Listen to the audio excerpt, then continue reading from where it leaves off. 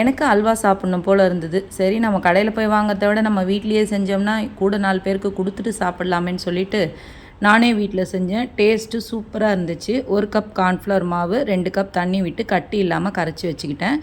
இப்போ ஒரு பேனில் 2 கப் சர்க்கரை, 2 கப் தண்ணி விட்டு கரைச்சி எடுத்துக்கிட்டு, கரைச்சி வடிகட்டி மறுபடியும் அதே பேனில் சேர்த்துக்கிட்டேன்.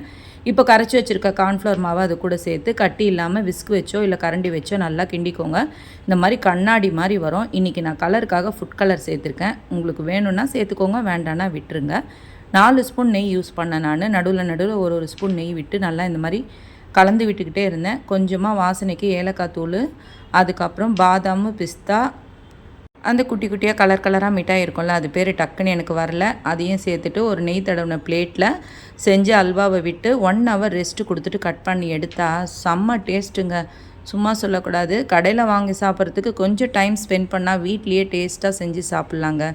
ட்ரை பண்ணிவிட்டு கமெண்ட்டில் சொல்லுங்கள். தேங்க்யூ.